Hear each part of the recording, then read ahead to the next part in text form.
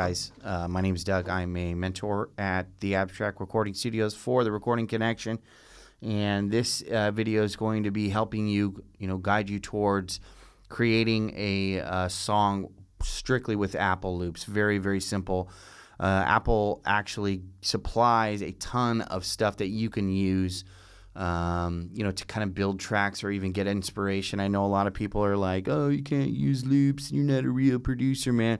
But the truth is that in the business, time is money. When you're a producer and you are, making tracks for people and you've got deadlines and all of these other things, to come up with, the pressure can get pretty high. So sometimes a loop is just the right thing that you need to, kind of inspire you or, give you a starting point.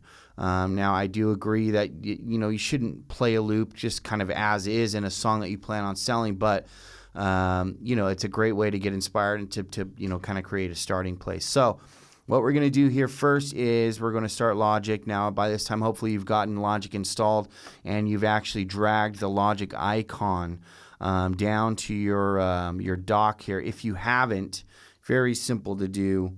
The quick key to open up your applications folder is Shift-Command-A. That's when you have the Finder selected, so you can do that here. Scroll down to the Logic icon here, which is alphabeticalized, and for some reason I have forgotten the alphabet temporarily here. So here it is, E, F, G, Logic Pro X. You literally just drag this down to your dock, and then you can place it there, and it will show up for you. So you'll notice that, obviously this is the Logic that's in the studio, so you can set up your Logic to start up in a multitude of different ways. So what I want to do is I want to create a new empty project. You can actually set up templates and do a lot of stuff that, make production easy. And remember, when you're producing songs, the key is to be so comfortable with with the technical aspects of production that, you're able to move quickly through and not inhibit the creative process. So any shortcuts that you can give yourself, to get to a place of pure creativity is definitely suggested. So what I'm going to do is I'm going to just create one audio track because Logic makes things nice and easy for dragging, and I don't need to have predetermined tracks that are set up. But it won't let you get into this session without creating at least one track, and that can be either a audio track or a MIDI track, which if this is Greek to you, will make more sense later. Again, the goal of this particular video is just to get you comfortable with, the very, very basics, and we'll go through some of the stuff that Logic actually offers here. So you'll notice I went up here to the corner, and my setup may look a little bit different than yours. That's because I have a custom toolbar setup. And to customize your toolbar so it looks similar to what I'm doing, you literally all have to do is right click in this region, have a custom toolbar, bring that up, and then you can set your toolbar. I just choose the stock custom, and the reason why I do that is because it gives me bars and beats, also gives me minutes and seconds, so for production that's helpful. And then also an important thing later on is going to be this section here, which divides our grid into different sections. So for production, that's going to be something that you're going back and forth through grid values, which again, we'll explain later. So let's just go ahead and start making some music, man. Let's use some loops. A cool thing. So to start things, we'll start with a drum beat on this one. But just to start it, you can always look up specific genres is a good place to start. And you'll notice you can hit enter that specific genre, and then it's going to give you a bunch of stuff that are related to that genre. And this is all was done. These are keywords that were included when these Apple loops are set up. You can also import your own Apple loops, which we'll go through later, but that's something to keep in mind as well. So if you create something and you really like the way it's turning out, you can always save that WAV file and then import it as an Apple loop later. You can do the same thing with MIDI. Okay, so let's just start going through. The first thing we're going to focus on is drums. So these buttons up here allow you to refine or filter, the Apple loops that are selected under that heading. So these are just going to literally be just a bunch of hip hop loops. So you can tell there's a lot of stuff here to kind of go through. We'll just, start playing some of these so we can see, kind of what interests us and things like that.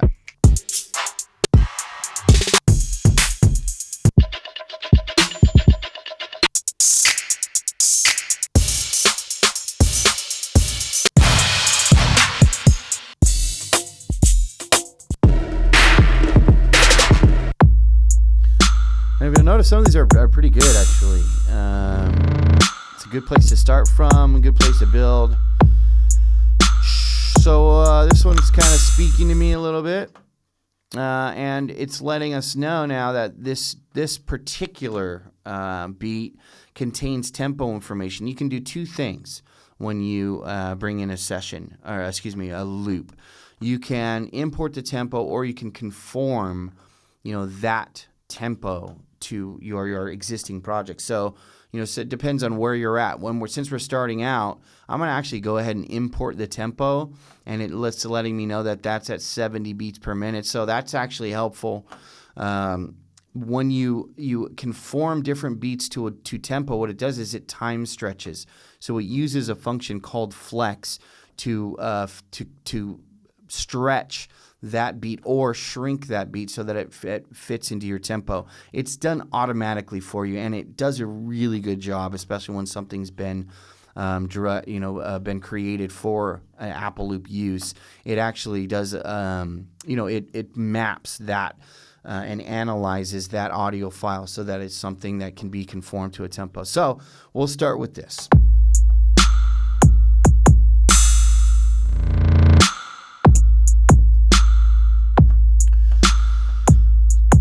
So that should work.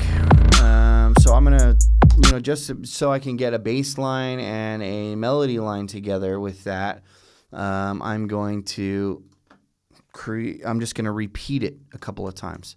The key command to do this really quickly is, selecting this first region and then hitting Command R. And I'll just, since this is going to be a simple video, 28 bars should be more than enough of time to create a very, very basic song with a clear song structure, which I'll do. So what I'm going to do in the interest of kind of, flexing the Logic muscles here is I'm going to actually create a separate track. So what I did was I just hit the Option key and I dragged this down, and what it does is it copies the track. And on all of its settings there. And the reason why I'm going to do that is I want to create a little bit of dynamics in this. So I'm going to drag this one down to here, and I'm going to leave these first 4 bars as kind of a little intro. And an easy way to do that is to take out the low end of, that first 4 bars, so that what happens is it plays it. So it can be kind of like an intro, sounds like it, right? So what I did there is I just put an EQ on that, right? So when you select a channel here in Logic, right, it automatically creates this focus channel strip. And the focus channel strip is whatever you've got selected. Incidentally, if your session looks like this, which it most likely does, you can get rid of that stuff, and you can customize the interface to show you different things. What these are, they're predetermined channel strip settings, for different things. So you can actually go through, and you can have and I don't even have all of those loaded because I rarely use them. I like to kind of create my own type of things, but so you can see here, there's a bunch of stuff. You can minimize that to get if you want your screen to look like my screen, it's just this button up here. And there's other stuff too here, which we'll go through in later videos and things like that. We'll talk about the interface kind of in depth. Again, this is just to get you started making music. So we've created now an intro. What I did was I created this EQ, which actually eliminates the low frequencies, and the low frequencies are, the bass notes and things like that. So when you first create this EQ, and you I'll get rid of it for a second so I can show you guys. And I forget. I'm supposed to be teaching here. Okay, so it looks like this. If you hit this predetermined EQ button, it's going to automatically insert an EQ on this channel strip, and it does it wherever you're at. So if you have plugins that were placed before that, it will place the EQ as your very next plugin. The filter button it comes automatically not turned on, so you can turn it on by just clicking this little down diagram there and then moving the filter up.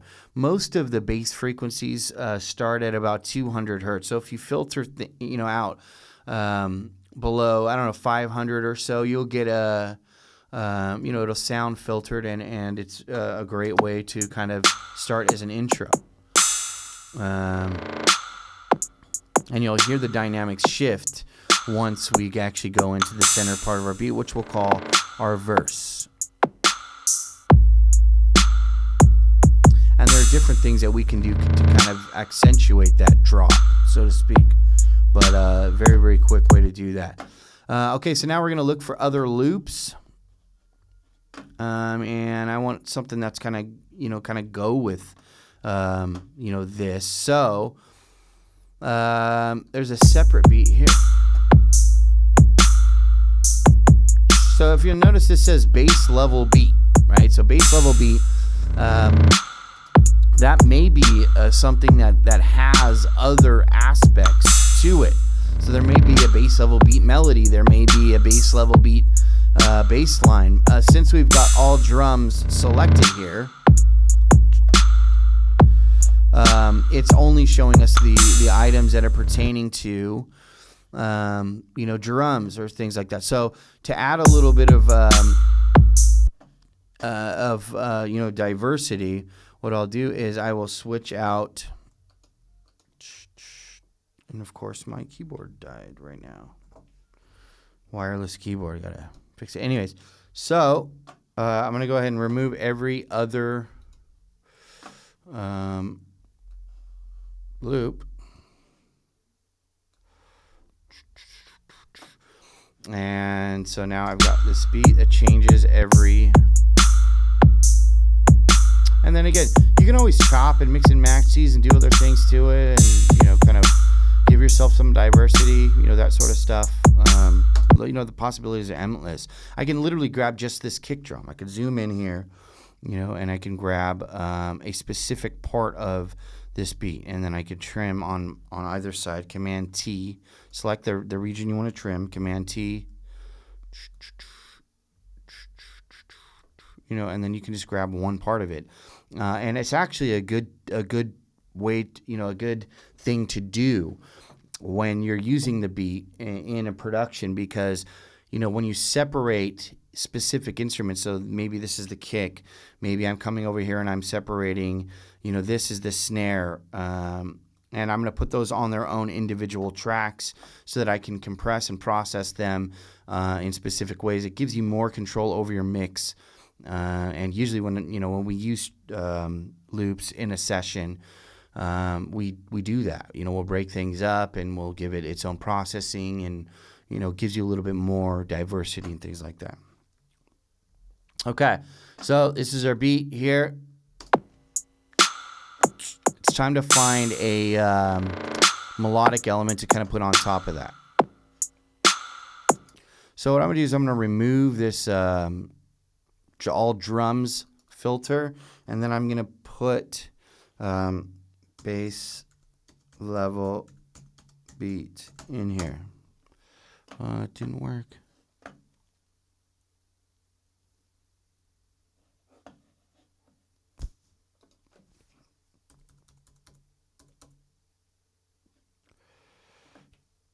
Strange. Didn't bring up that. Oh, maybe it's boss. It's because I can't see. Boss. There it is. Okay, so if you notice that it has a whole bunch of other stuff that are related to that beat.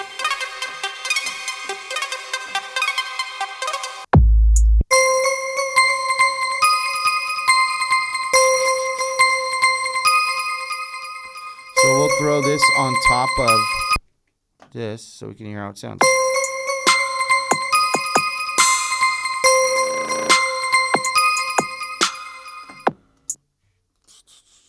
repeat that. And then grab this.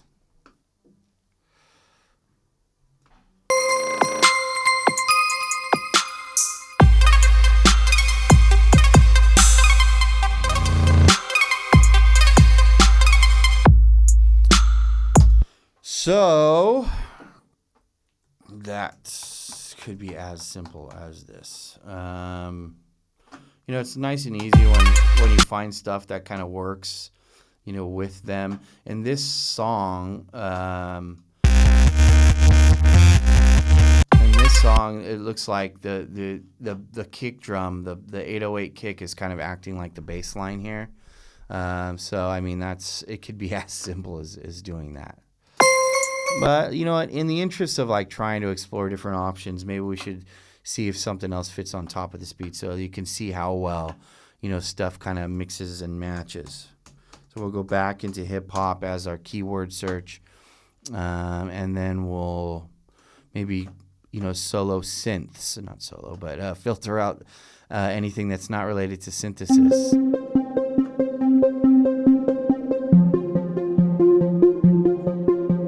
And you can see here, when I'm highlighting things and I'm listening to them, it tells you the key that it's in over here, and then it tells you the length of that loop.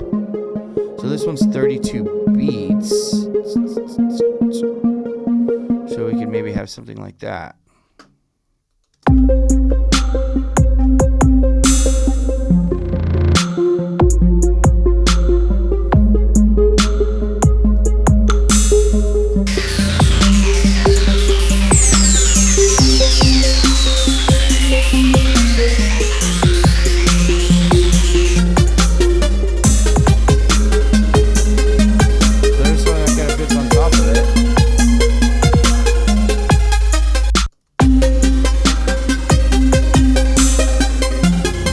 Just about mixing these things in, and then remember, like, you don't have to like just leave them the way they are. You can also add different types of effects that go on top of that.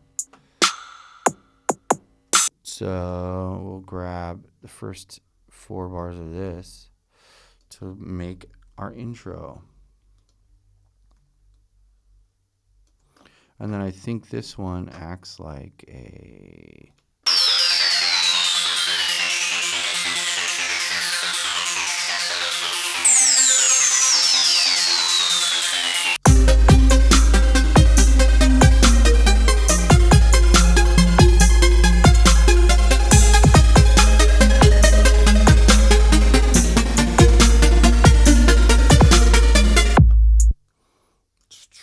repeat.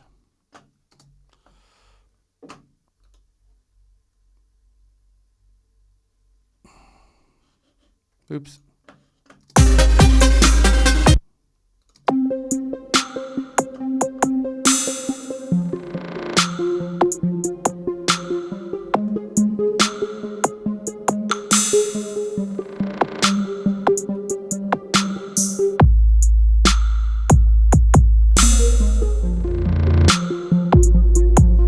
So this is better for the whole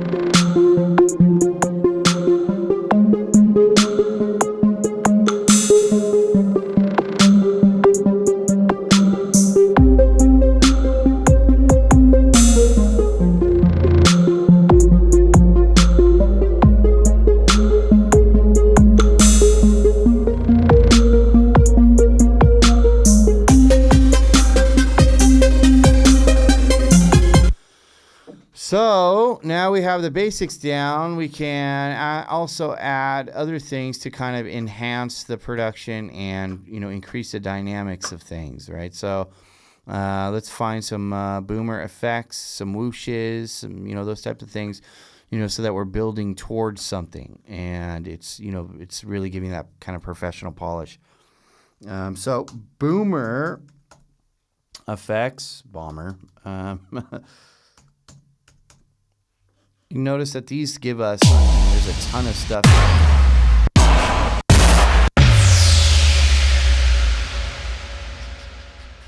So what I'm going to do is I'm going to use this as another piece of our intro here. So we'll take this, and I'm going to do a little trick here because I want to introduce you guys to some other things that Logic has available to you. Okay, so we're going to put this actually on its own track.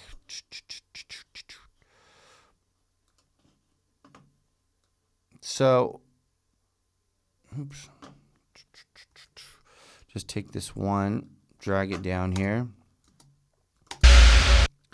So what I want is I want this to build up to this area here when the track kind of comes in, right? So I want to reverse this, right? So what I'm going to do is I'm going to select this track, and then I'm going to come down here to bounce and join, and I'm going to hit bounce in place.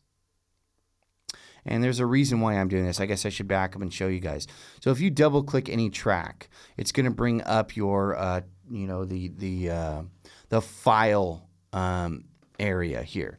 And this allows you to do different things to, that specific. So you can get specific on, where you're placing things and, how you're doing things. And if you change it over to file here, it gives you access to a bunch of other settings. And we'll go through these in detail here. But if you'll notice, all of these cool things here are actually grayed out.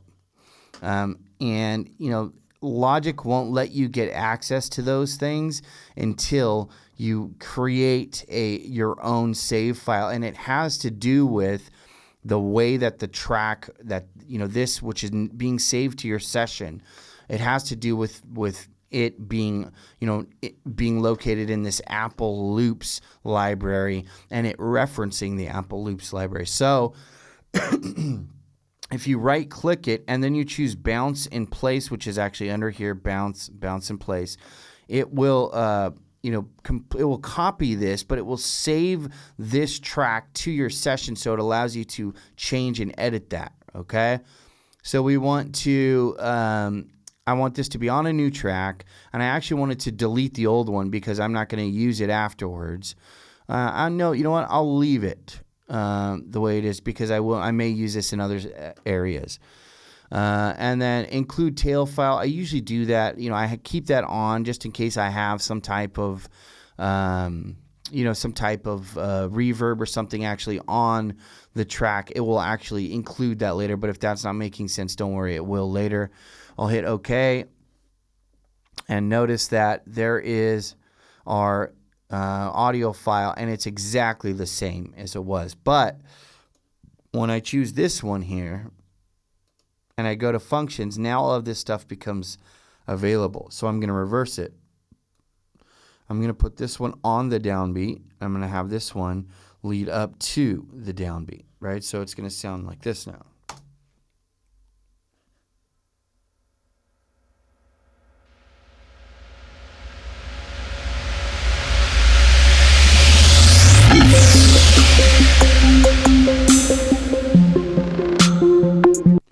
So it almost worked perfectly, but I don't like this last bit here. So I'm going to get rid of that so that it's completely on our grid there. I'm going to actually zoom in a little further. Make sure that it's leading onto the grid.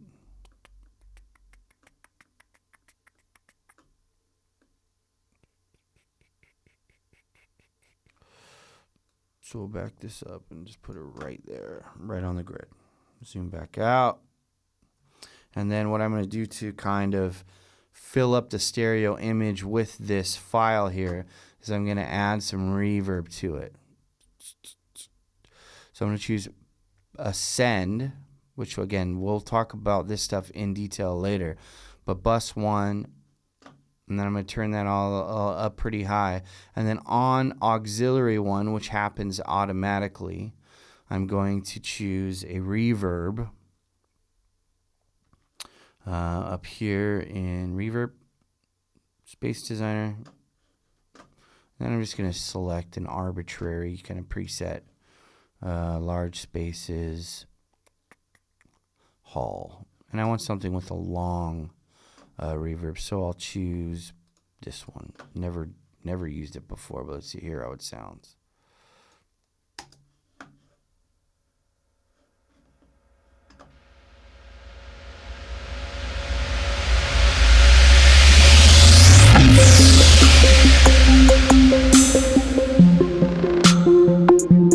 I'm going to send this to the reverb as well.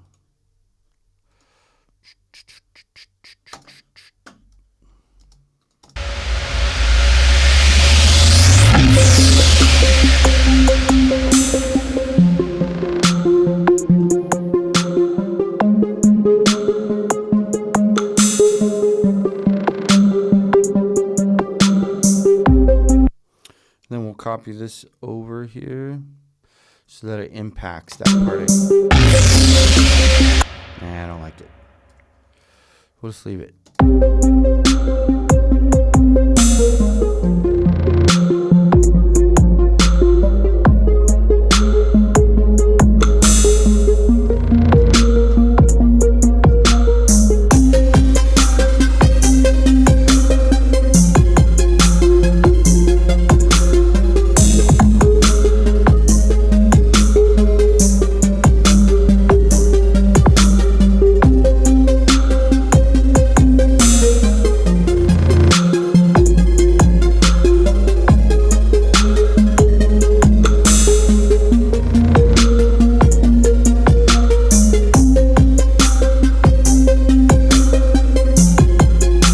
That's it. Congratulations. We just created our first song in Logic. Obviously, you can go through and you can arrange loops in any genre in any way that you possibly can imagine. You can take half of one and put it with another one and do lots of creative things with this. Also, remember, if you had any questions or if there's things that didn't make sense to you, make sure you write those things down because you want your mentor to go over those, those items with you specifically. We want to get you making music as soon as possible, and this is a very valuable tool, to kind of upping your game and getting you, a head start. Also, keep in mind that the Recording Connection offers tutoring to you, available anytime, on Pacific timing from 9 to 6. So you're able to schedule appointments with your own personal tutor to go over any items that, didn't make sense to you. And you can actually call the number below and, set up an appointment today if you'd like. So that's it for me for now. There'll be lots more to come, guys. See you soon.